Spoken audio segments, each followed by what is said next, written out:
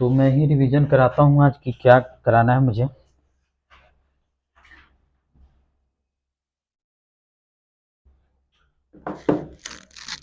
मैंने बताया था force between two parallel currents. Force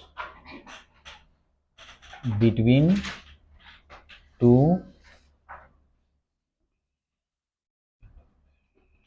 currents,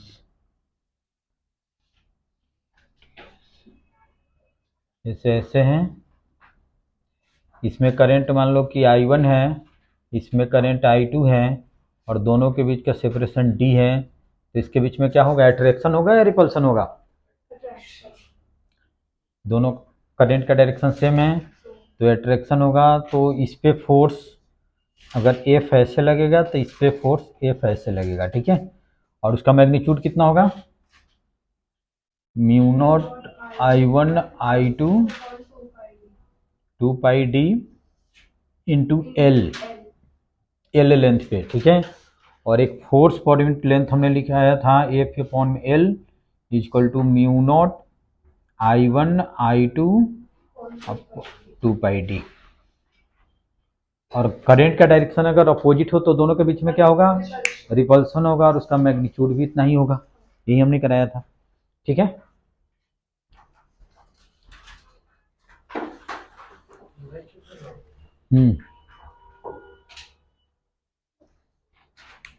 तो पहले ये देख लो कि इस पे क्या होगा, ठीक है। अब इसी टॉपिक पे पहले मैं कराता हूँ क्वेश्चन, ठीक है। तुम लोग PYQ खोलो। ये चैप्टर तो कंप्लीट हो ही चुका है, तब इसमें क्या कराना है, PYQ ही कराना है।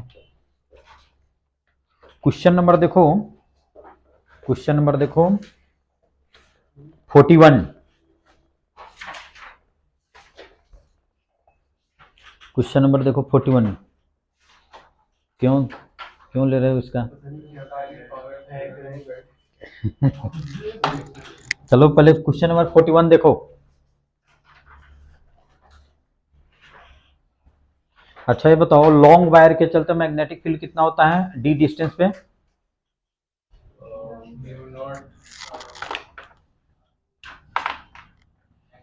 अगर लॉन्ग वायर है, इन्फिनिटली लॉन्ग वायर है, इसमें करंट I है, तो एक पॉइंट P है जो इससे डिस्टेंस D है, तो यहाँ पे मैग्नेटिक फील्ड का मैग्नीट्यूड कितना होता है, जल्दी बताओ।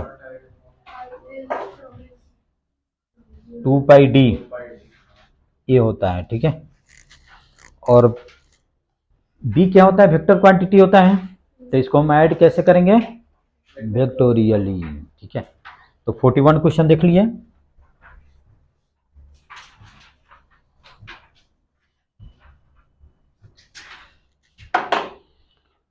देखो इसमें गिवन है two wire carrying currents I1 and I2 lie on slightly above the other in the horizontal plane, जो कि दिखाया हुआ है। जैसे एक वायर ऐसे हैं और एक वायर कुछ ऐसे है, इसमें करंट ऐसे है, इसमें करंट ऐसे है, इसमें करंट है तुम्हारा I2 और इसमें करंट है I1। यहाँ पे एक रीजन गिवन है 1, ए रीजन 1 गिवन है, ए रीजन 2 गिवन है, ए रीजन 3 गिवन है, और ए रीजन 4 गिवन है, ठीक है। और पूछा जा रहा है कि the region of the vertically upward strongest magnetic field, किसमें स्ट्रॉन्गेस्ट मैग्नेटिक फील्ड होगा, बता दो। 1 2 3 4 किसमें होगा, ये कैसे पता, ये कैसे पता चला? वो नेट निकाल लेते हैं। हाँ हाँ नेट। देखो जैसे इस वायर 1 के चलते इस पॉइंट पे मैग्नेटिक फील्ड क्या होगा, अपवर्ड होगा, और ये B1 हो गया।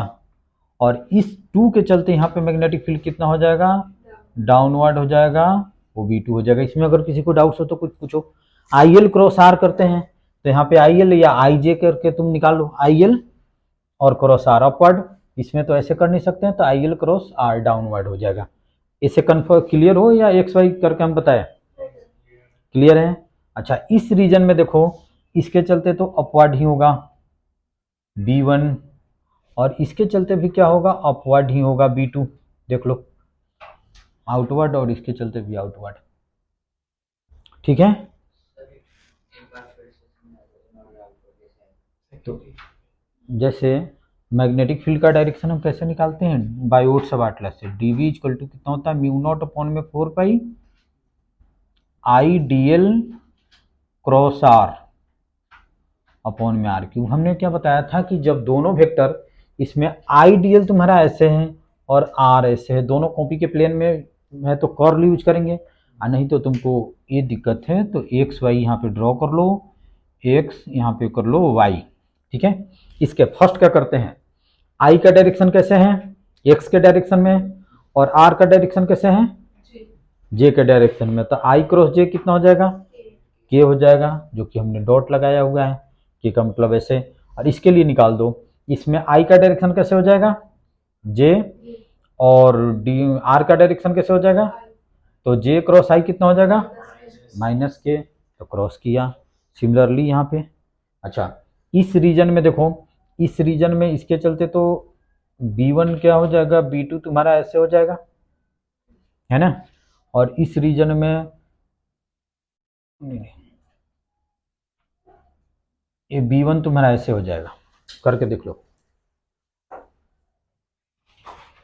ठीक है, आई कर लो। और इस रीजन में देखो, इस रीजन में इसके चलते तो क्या हो जाएगा, क्रॉस हो जाएगा B1, और इसके चलते भी क्या हो जाएगा, यहाँ पे क्रॉस हो जाएगा B2।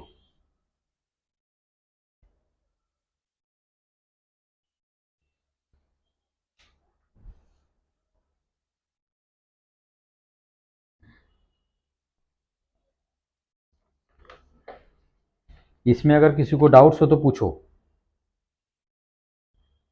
पूछा जाता है region of the vertically upward strongest magnetic field, upward माने अपवर्ड होना चाहिए, स्ट्रॉन्गेस्ट मैग्नेटिक फील्ड किसमें है, सेकेंड में होगा, इसी रीजन में होगा, अपवर्ड होना चाहिए और स्ट्रॉन्गेस्ट होना चाहिए, तो इसमें दोनों के चलते अपवर्ड है तो दोनों क्या हो जाएगा, वेक्टोरियली ऐड हो जाएगा, तो इस रीजन में क्या होगा, स्ट्रॉन्गेस्ट हो जाएगा। और ये पिछले साल का क्वेश्चन है, पिछले के पिछले साल 21 का क्वेश्चन है, तो फिर यहाँ पे तो फिर हम तो क्वेश्चन ही नहीं हम कर पाते, तो यहाँ पे और यहाँ पे भी हो सकता था सर, फिर उस क्वेश्चन में तो फिर साइन कन्वेंशन भी रहते हैं ना, कि हाँ उसमें देते कि इसमें दिया हुआ है ऑलरेडी कि अपवर्ड स्ट्रॉन्गेस्ट किस में होगा, तो यहाँ पे दोनों के चलते अपवर्ड है, यहाँ एक के चलते अपवर्ड है, यहाँ भी एक के चलते अपवर्ड है, यहाँ पे दोनों के चलते डाउनवर्ड है, तो स्ट्रॉन्गेस्ट किस में होगा, इसी में होगा, ठीक है, इसमें तो कोई डाउट्स नहीं होने चाहिए। अच्छा चलो एक क्वेश्चन नंबर है PYQ का 41, 42 तो एक बिल्कुल फार्मूला पुटिंग है, करने की जरूरत है, पढ़ लो एक बार। 42 में गिवन है two parallel conductors carrying current 4 ampere and 10 ampere are placed 2.5 centimetre apart in vacuum, the magnetic force per unit length, यानी कि हमको निकालना है small F capital F upon में एल, और mu not I1 I2 2 pi D, I1 I2 और D given है, इसमें पुट करके सोल्व कर दो, ठीक है। अच्छा उसके बाद में क्वेश्चन नंबर है 43, 43 और 45 दोनों पढ़ लो पहले, और 44 तो ये एकदम ये तुम्हारा डेरिवेशन ही है, use the concept of force between two infinitely long parallel current carrying conductor defined 1 ampere, ये मैं कराया था। तो 44 और 45 नहीं, 43 और 45 दोनों पढ़ लो, दोनों में से कोई एक करके मैं बताऊंगा, दोनों सेम टाइप का है, या चलो मैं कर के बताता हूँ।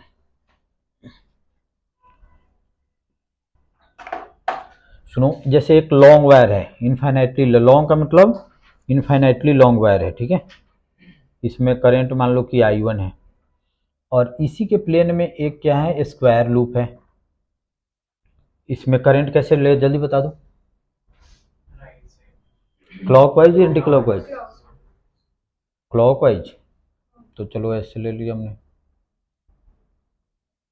इसका नाम हमने दे दिया, इसमें करंट मान लो कि I2 है, ABCD कर दिया, ठीक है। इसी टाइप से कुछ है, और दोनों में सेम कंसेप्ट है, मैं बता दे रहा हूँ कि कैसे निकालना। अब इस लूप पे नेट फोर्स निकालना है और नेट टॉर्क निकालना है। फर्स्ट में फाइंड करना है फोर्स और बी में फाइंड करना है टॉर्क।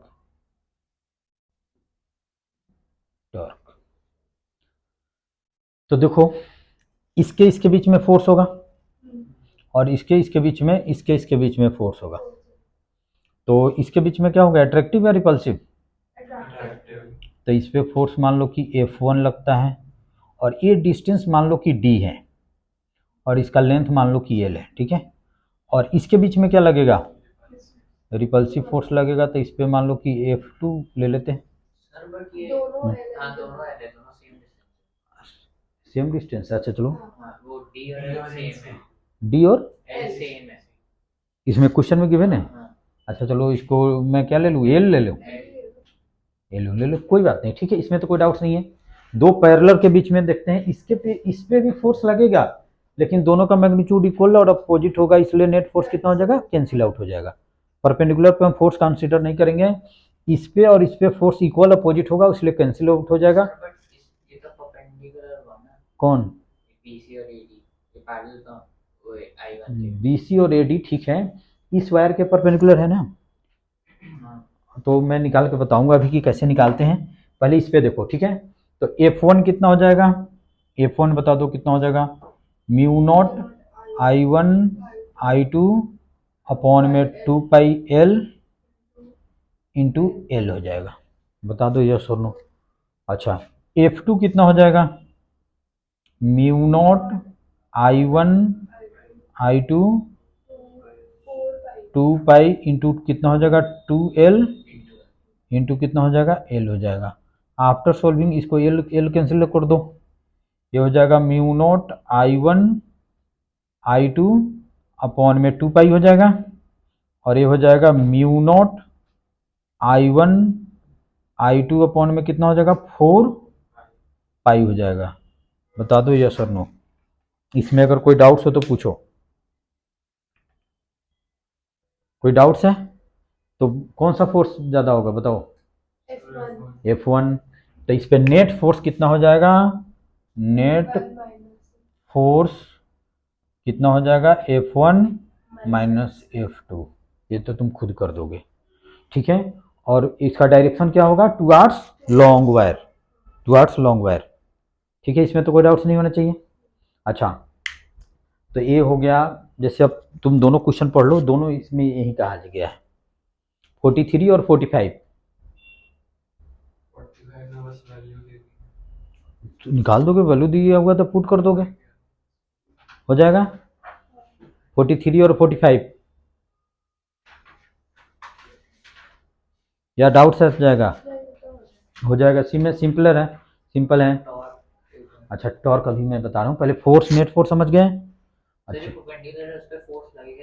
लगेगा लेकिन इक्वल हो जाएगा और अपोजिट हो जाएगा। जैसे हमने बताया था क्या, ए इसके लॉन्ग मैग्नेटिक फील्ड प्रोड्यूस करेगा। अभी मैं बता रहा हूँ, तुम पहले इतना नोट कर लो, पहले इतना कर लिए। कोई दिक्कत है 44 और नहीं, 43 और 45 में? दोनों सेम टाइप का क्वेश्चन है और इस टाइप से क्वेश्चन बोर्ड में भी आते हैं।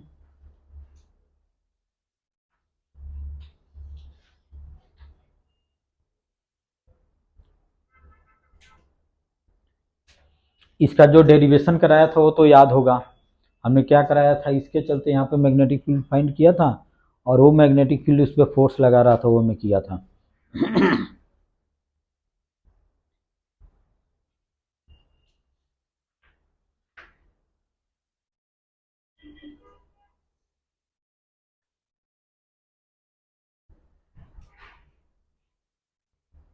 नोट करो, क्यों नहीं कर रहे हो? नोट कर लो तब पता चलेगा ना, कि नोट करोगे तब पता चलेगा कि समझ में आ रहा है या नहीं आ रहा है।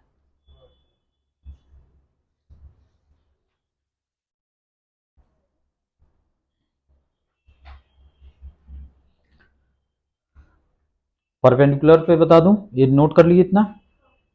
अच्छा देखो,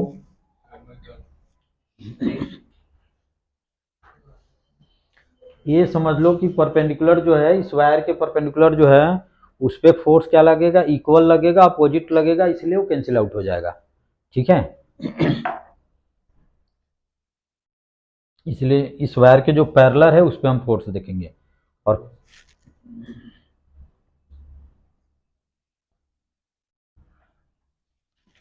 अगर मान लो कि जैसे परपेंडिकुलर कोई वायर है ऐसे, अब इस पे फोर्स कैसे फाइंड करना है तो मैं करके बता रहा हूँ। जैसे मान लो इसका डिस्टेंस है तुम्हारा एल ही मान लो, और इसका कुछ डिस्टेंस बता दो इसका, चलो एल ही ले तो एल ही ले लिए। ठीक है, पहले हम क्या करते हैं, एक एक्स डिस्टेंस पे एक छोटा सा लेंथ लेते हैं डी एक्स, ये सब तो जानते ही हो।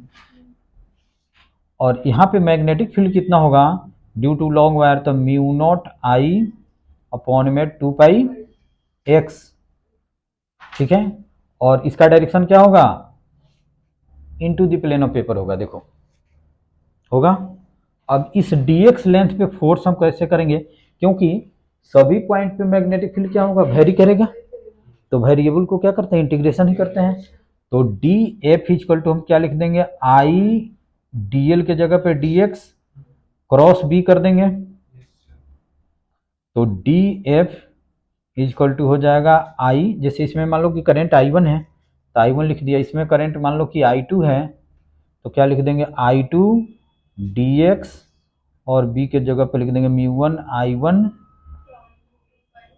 2 पाई एक्स लिख देंगे। इसमें तो कोई डाउट्स नहीं होने चाहिए। चलो पहले इतना तक नोट करो। अच्छा सुनो, इसको आगे मैं ऐसे कर देता हूँ, mu not I one I two upon में 2 पाई कर दिया, और डी एक्स अपॉन में एक्स कर दिया, यहाँ भी कोई दिक्कत नहीं है। अब ये इसको इंटीग्रेट करेंगे तो डी एफ इक्वल टू कितना हो जाएगा, mu not I one I two upon में 2 पाई, कहाँ से कहाँ तक, एल से 2L तक, यहाँ से यहीं से लेकर यहाँ तक, तो एल से लेकर 2L तक, और इससे आ जाएगा, लेकिन इसकी कोई ज़रूरी नहीं है। ठीक है, ये सब जेई में जब करोगे तो उस समय क्वेश्चन आएगा, तो इस पर में करेंगे। नहीं सोल्व करके नहीं दिखाना है, हमको ये बता देना है कि इस पे इक्वल लगेगा अपोजिट लगेगा। जैसे मान लो कि करंट इस पे सुनो, एक ऐसे था और एक करंट ऐसे था। ठीक है, इसमें मान लो कि करंट ऐसे था, ठीक है, इसके चलते मैग्नेटिक फील्ड ऐसे हैं और यहाँ भी मैग्नेटिक फील्ड ऐसे है। तो यहाँ पे अगर डीएल लेंथ लेते हैं एक्स डिस्टेंस पे, तो उस पर फोर्स कितना हो जाएगा, ऐसे हो जाएगा, ऊपर की ओर हो जाएगा। और यहाँ पे डीएल लेंथ लेते हैं तो यहाँ पे मैग्नेटिक फील्ड कितना हो जाएगा, ऐसे हो जाएगा डीएफ, ऐसे है। तो समझ गए, तो ये दोनों क्या हो जाएगा, कैंसिल कर देगा। फिर यहाँ पे अगर डीएल लेंथ लेंगे, यहाँ पे डीएल लेंथ है वो भी कैंसिल कर देगा, फिर यहाँ पे डीएल लेंगे तो भी कैंसिल कर देगा। यानी कि ए इस पे फोर्स हमको कंसीडर ही नहीं करना है, बस हमको दो पैरेलल वायर जो होगा उसी पे कंसीडर करना है। समझ गए, इसीलिए जो अभी जो मैं बताया था इसमें सिर्फ जो पैरेलल वायर है उसी पे देखना, जो परपेंडिकुलर है उसको छोड़ देना। तो ये था अभी ओरिजिनल फिगर यही था, इसमें करंट का डायरेक्शन ऐसे था। तो फोर्स समझ गए कि सिर्फ जो पैरेलल वायर है उसको हमको कंसीडर करना है, परपेंडिकुलर उसको छोड़ दो, उस पर नेट फोर्स 0 हो जाएगा। ठीक है, अच्छा टॉर्क का फॉर्मूला क्या होता है जल्दी बता दूं, torque equal to M cross B, और एम इक्वल टू होता है एन आई ए। ठीक है, तो इसमें एम का डायरेक्शन कैसे होगा, नॉर्मल टू द प्लेन। अब मैं क्या बताया था कि करंट के डायरेक्शन में अपने कॉर्ल को मूव कराओ, बताओ इसमें करंट का डायरेक्शन कैसे होगा, अंदर होगा। मैंने क्या बताया था कि कैसे एम का डायरेक्शन क्या होता है, normal to the plane of loop, और डायरेक्टेड आउटवर्ड या इनवर्ड वो डिपेंड करेगा कि उसमें करंट का डायरेक्शन क्या है। करंट इसमें ऐसे है तो करेंगे तो इसमें, यानी कि एम का डायरेक्शन क्या हो जाएगा, ऐसे हो जाएगा। और इस वायर के चलते यहाँ पे बी का डायरेक्शन कैसे हो जाएगा, इनवर्ड हो जाएगा। तो बताओ इसके दो एम और बी के बीच में एंगल कितना हो जाएगा, बता दो, 0 हो जाएगा। साइन जीरो कितना होता है? B inverse हाँ, तो करके देखो तुम। बी क्या होता है? I L cross R. तो आई एल का डायरेक्शन ऐसे है, आर का डायरेक्शन ऐसे है, तुम करके देखो। तो साइन जीरो आ जाएगा, और साइन जीरो कितना होता है? जीरो होता है, इसलिए इस पर नेट टॉर्क कितना हो जाएगा? जीरो।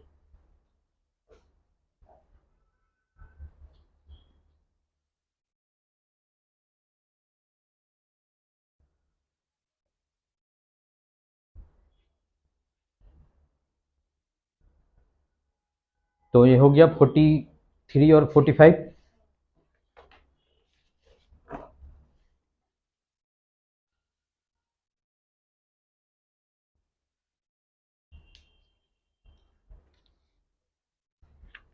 तो B की डायरेक्शन में बी कैसे होता है? I L cross R. तो इधर तुम्हारा आई एल है और इधर तुम्हारा आर है, यहाँ पे एक्स वाई बना के तुम कर लो। एक्स वाई ए वाई हो गया, और इसमें आई का डायरेक्शन क्या हो गया? आई का डायरेक्शन कैसे हो जाएगा एक्स वाई के अकॉर्डिंग बताओ? जे कैप। और आर का डायरेक्शन क्या है? आई कैप। तो जे क्रॉस आई कितना होता है? तो माइनस के है, माइनस के का मतलब क्या होगा? इनवर्ड होगा। मैंने बताया था कि राइट हैंड थंब रूल नहीं समझ तो तुरंत एक्स वाई ड्रॉ करके उसे निकाल दो। कोई जरूरी नहीं है राइट हैंड आए, तुमको ये फ्लेमिंग रूल आए, ये सब जरूरी नहीं है। तुम एक्स वाई ड्रॉ करके, बहुत सारा रूल है, जो समझते हो सो करो, ठीक है। उसके बाद में क्वेश्चन नंबर 46 देखो।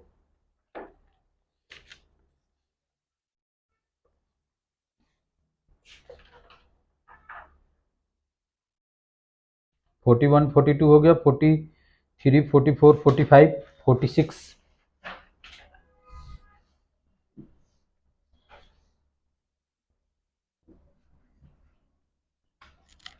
दोनों वायर के वजह से फोर्स निकाल लेंगे, उनको इक्वेट कर देंगे। देखो 46 मैं करके बताता हूँ। इसमें दिया हुआ है two infinitely long wires A1 and A2 carrying current I and 2I flowing in same direction.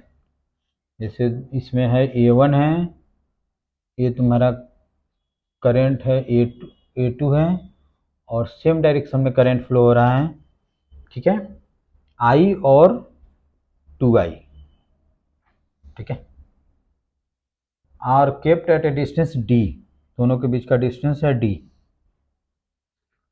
Where should the third wire Where should a third state wire A3 carrying current 1.5 pi placed between A1 and A2 so that experience no net force? जैसे मान लो कि यहाँ पे A3 को हमने ऐसे रख दिया और इसमें करंट हो गया 1.5 I, ठीक है। तो इस पे नेट फोर्स कितना होना चाहिए? जीरो होना चाहिए, ठीक है। कहाँ पे रखे ताकि नेट फोर्स जीरो होना चाहिए? Does the net force acting on A3 depends on current flowing through it. अच्छा, इसमें तो कोई डाउट्स नहीं है। अच्छा, मान लो इसमें हम डायरेक्शन क्या लेंगे? अपवर्ड लेंगे या डाउनवर्ड लेंगे? लेंगे तो ट्राइनोर वो भी कट जाएगा, डाउन लेंगे तो रिवर्सनोर वो। जैसे इसको ऐसे ले लेते हैं, ठीक है। तो इसके बीच में अट्रैक्शन होगा, इसके बीच में अट्रैक्शन होगा, तो इस पे फोर्स लगेगा F32, और इस पे फोर्स लगेगा F31। और इस डिस्टेंस को सपोज करो कि हमने x ले लिया, तो ये डिस्टेंस कितना हो जाएगा? D-x हो जाएगा। इसमें भी कोई डाउट्स नहीं होना चाहिए। तो F31 इक्वल टू कितना हो जाएगा? Mu not I1 I2 upon में 2 पाई x इंटू कितना हो जाएगा?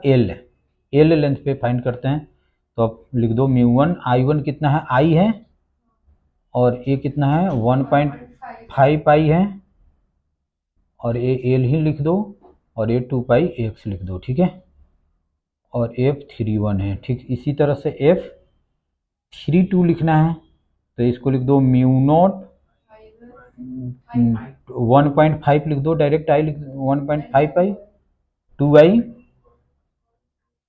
अपॉन में 2 पाई D-x।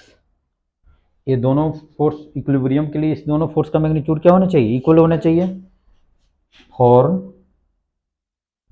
नेट फोर्स 0, तो इस केस में F31 इक्वल टू F32 करके इक्वेट करके x की वैल्यू निकालो। बताओ इसमें अगर कोई डाउट्स है तो। सर अगर नीचे होगा तो दोनों तरफ से पहले और वो भी कट वो भी कट जाएगा।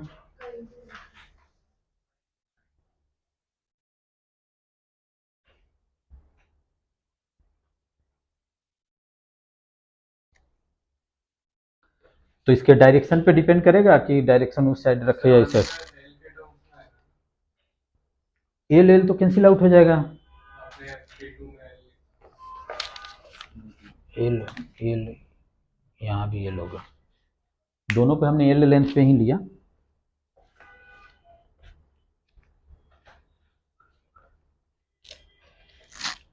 चलो जल्दी जल्दी नोट करो। x निकालना है। आई एक्स निकालना है। d का 1/3 d/3। अच्छा सबको निकाल लेने ना, सबका आ गया d/3।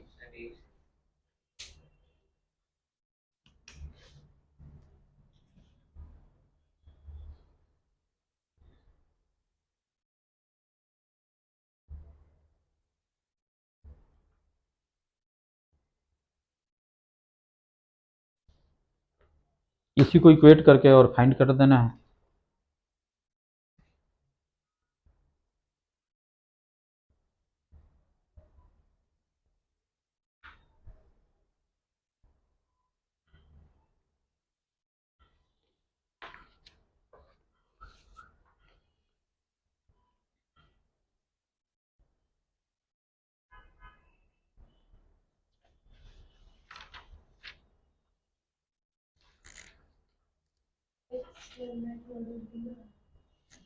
एक्स कितना आ रहा है, d/3 ही आ रहा है।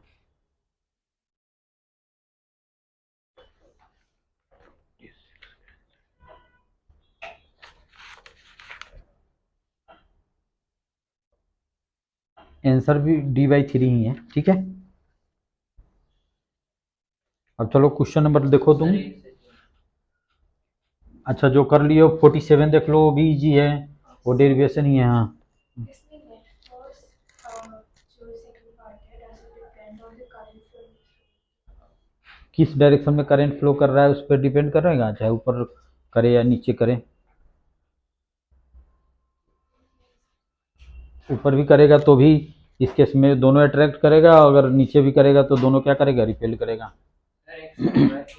क्या d/3 d/3 आ गया तुम्हारा।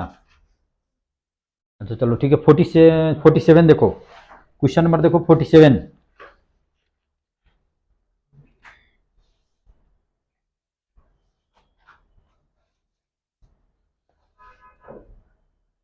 ये तो डेरिवेशन ही है। उसके बाद में 48 देख लो।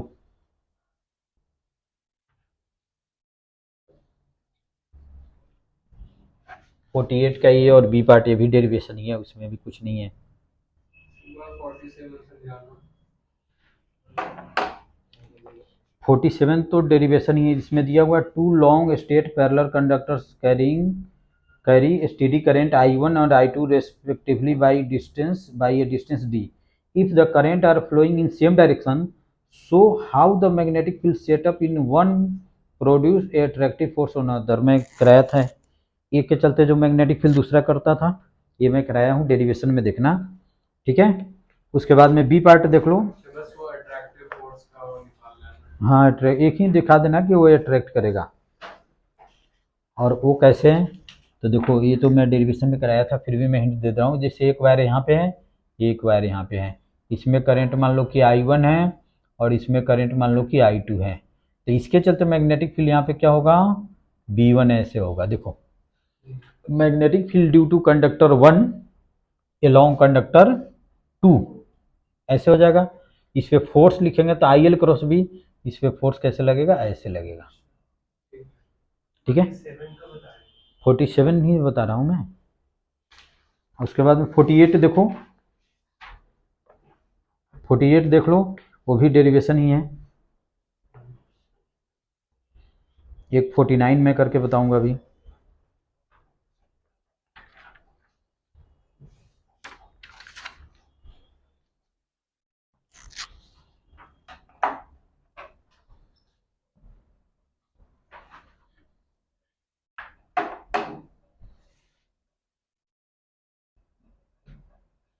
48 हो जाएगा कि नहीं?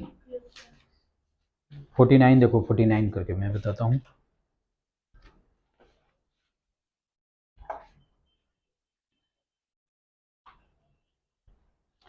दिया हुआ है a wire A B is carrying a steady current 12 ampere is laying on the table. जैसे मान लो कि ये टेबल पे हैं, इसमें करंट है आई इक्वल टू 12 एम्पियर, ठीक है। Another wire C D carrying current 5 ampere is held directly above AB at a distance 1 millimetre. और ये तुम्हारा AB वायर है और ये क्या है, CD है, और इसके बीच का डिस्टेंस D मान लो, लास्ट में D की वैल्यू हम पुट करेंगे। फाइंड द मास पर unit length of wire CD so that it remains suspended at its position when left free. Give the direction of current flowing in CD with respect to AB। बताओ, इसमें अगर current हमने ऐसे ले लिया तो इसके डायरेक्शन क्या होना चाहिए, अपोजिट होना चाहिए। तब इस पे फोर्स F ऐसे लगेगा और mg क्या लगेगा, ऐसे लगेगा, ठीक है। इसमें तो कोई डाउट्स नहीं होने चाहिए।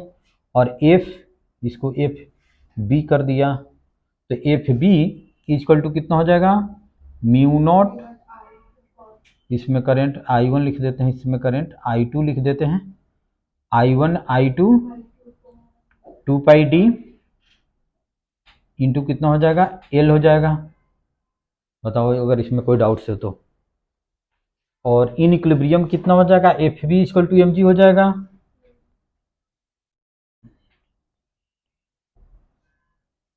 ब्रियम एफ बी इक्वल टू कितना हो जाएगा, एम जी हो जाएगा। और ये हो जाएगा mu not I1 I2 2 pi D into कितना हो जाएगा, L इक्वल टू कितना हो जाएगा, एम जी हो जाएगा। बता दो यस और नो। हमको फाइंड क्या करना है, मास पर यूनिट लेंथ, यानी कि m अपॉन में L। तो इस g को इधर लाओ तो म्यू नॉट I1 I2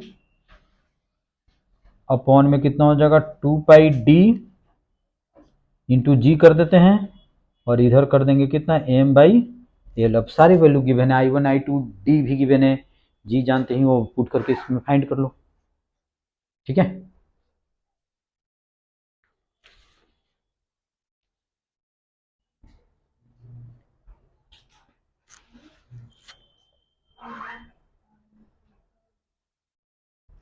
पूछो क्या दिक्कत है। म्यू नॉट इक्वल टू होता है 4 पाई इंटू 10⁻⁷। चलो घर से कर लेना, समझ गए, यहाँ तक तो कोई दिक्कत नहीं है। ये याद रखना चाहिए ना, म्यू 4 पाई इंटू 10⁻⁷, ये हमने बताया था।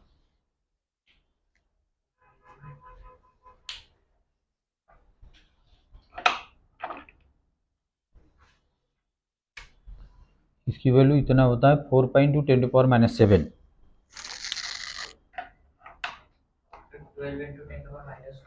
जो भी है तुम कर लेना, ठीक है। उसके बाद में क्वेश्चन नंबर देखो, क्वेश्चन नंबर 50 देखो, ये सर्सन रीजन का है। क्वेश्चन नंबर 50, हाँ लिख लो। इसको नोट कर रहे हो तो चलो अब क्वेश्चन नंबर 50 हम देखते हैं। पढ़ के बताओ इसका कौन सा आंसर होगा। 50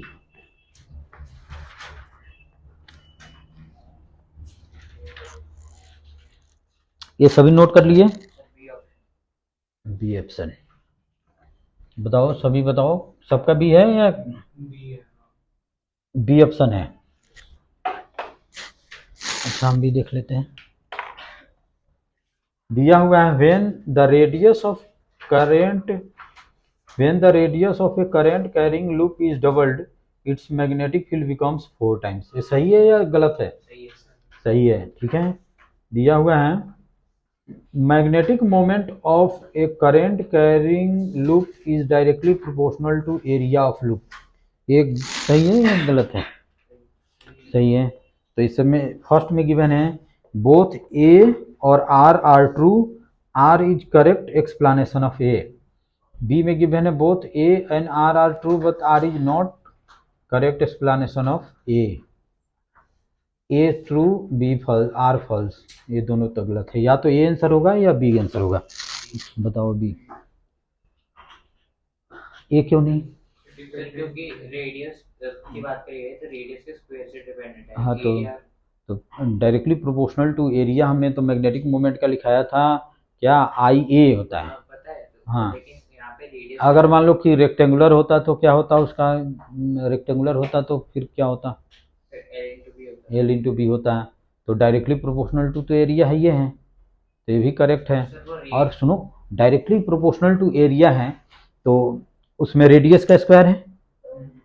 अगर रेक्टेंगल होता तो क्या होता, प्रोपोर्शनल टू एल या प्रोपोर्शनल टू बी हो जाता। तो एक है, ये है, ये ट्रू होगा इसका।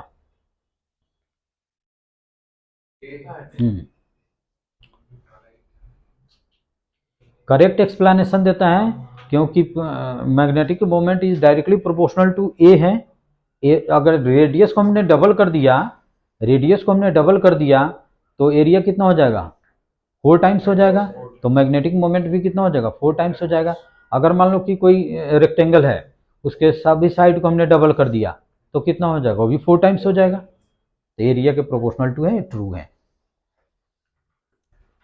अच्छा, उसके बाद में क्वेश्चन नंबर 51 देखो। 51 देखो, the magnetic moment of a current carrying coil does not depends on. जैसे मैग्नेटिक मोमेंट का फॉर्मूला होता है N I A, number of turns of coil करता है, क्रॉस सेक्शनल एरिया ए आ रहा है करता है, current flowing through the coil करता है, material of the turn of the coil. Material किस मटेरियल का बना हुआ है, वहां पे तो कोई रो और कंडक्टिविटी आ नहीं रहा है, ठीक है, इसलिए ये डी पे डिपेंड नहीं करेगा, ठीक है।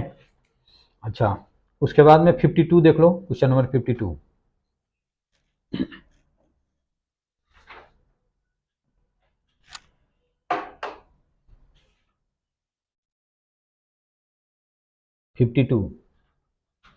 दिया हुआ है square shaped plane coil of area. Area की बने तुम्हारा 100 सेंटीमीटर स्क्वायर, यानी कि 100 इंटू 10 टू पावर कितना हो जाएगा, -4, that is 10 to power -2 metre square, ठीक है। ऑफ एन इजकल टू कितना गिवन है, 200। करेंट कितना गिवन है, आई कितना गिवन है, 5 ampere. If it is placed in uniform magnetic field, B given है तुम्हारा 0.2 tesla, acting perpendicular to the plane of coil. जैसे मान लो कि एक क्वाइल ऐसे है ना, तो मैग्नेटिक फील्ड क्या है तुम्हारा ऐसे है, या क्वाइल मान लो कि ऐसे है, तो इस केस में मैग्नेटिक फील्ड क्या है, ऐसे है। समझ रहे हो ना। अच्छा, कौन सा क्वेश्चन था, 50, हाँ। Calculate the torque on the coil when it's plane. देखना, बहुत अच्छा क्वेश्चन है। When it's plane makes an angle 60 degree with the direction of field. जैसे मान लो कि, सुनो, मान लो कि ये ऐसे है, इसका टॉर्क निकालना है। जैसे मान लो कि मैग्नेटिक फील्ड तुम्हारा ऐसे है, सर टॉर्क का ऐसे न्यूटन मीटर होता है ना। हाँ, जैसे मैग्नेटिक फील्ड ये है और ये एंगल कितना की बना है, 60 डिग्री। उसके प्लेन से फील्ड का बीच का एंगल, जैसे मान लो कि ये प्लेन है और ये तुम्हारा मैग्नेटिक फील्ड है, तो ये एंगल कितना है, 60 डिग्री है। तो इसमें थीटा कितना हो जाएगा, 30 हो जाएगा, क्योंकि मैग्नेटिक मोमेंट का डायरेक्शन क्या होता है, प्लेन के परपेंडिकुलर होता है। तो ए एंगल थीटा हो जाएगा और थीटा इक्वल टू 30 होगा। समझ गए, ये प्लेन के साथ दिया हुआ है और प्लेन के परपेंडिकुलर होता है मैग्नेटिक मोमेंट। तो ये तुम्हारा बी का डायरेक्शन, सॉरी, ये तुम्हारा एम का डायरेक्शन हो गया। अभी हमने बताया था क्या, मैग्नेटिक मोमेंट का डायरेक्शन क्या होता है, लूप के प्लेन के परपेंडिकुलर होता है, ठीक है। तो मैग्नेटिक मोमेंट ऐसे हो जाएगा और इसके मैग्नेटिक फील्ड और प्लेन के बीच में गिवन एंगल 60, तो एंगल कितना हो जाएगा 30। तो टॉर्क निकालना है ना, हाँ तो कर निकालो। Sir 1 newton 1 newton. अच्छा जो भी हो जाए, फाइंड द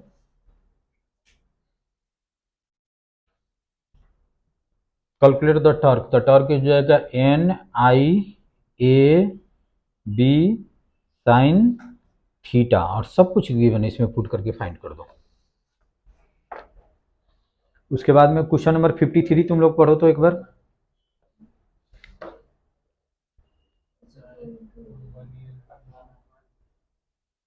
53 पढ़ो, 53 question 53। Write the expression for magnetic moment associated with current carrying circular coil of radius R turn N. तो N pi R square into I, ठीक है। और बी पार्ट जो डेरिवेशन है जो मैं कराया ही हूँ, देख लो बी पार्ट डेरिवेशन है, एक्सिस पे मैग्नेटिक फील्ड फाइंड करना। तो चलो ये, और उसके बाद में क्वेश्चन नंबर 54 करो। 54 देखो,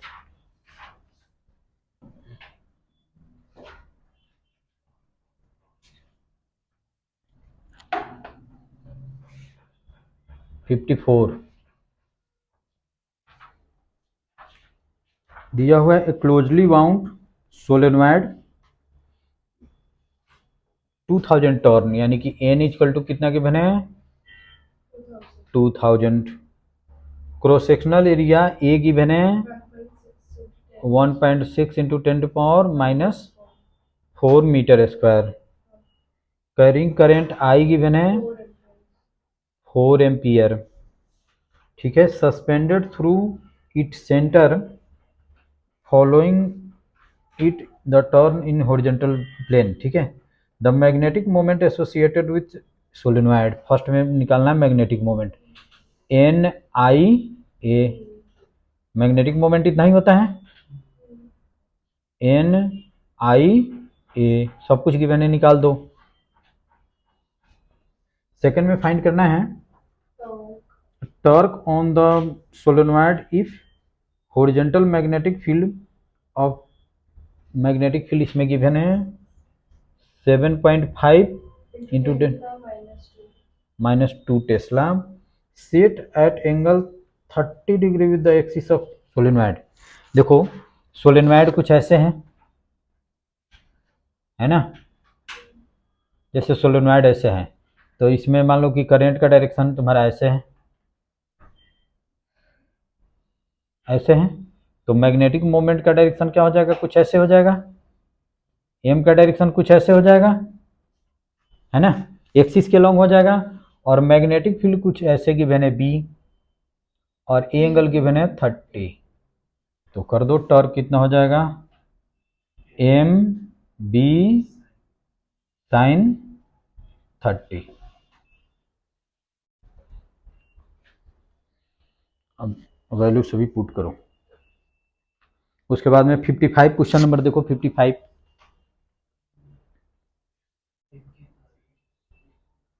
अब सब कुछ यहाँ पे वैल्यू गिवन है, अब तुमको करना है।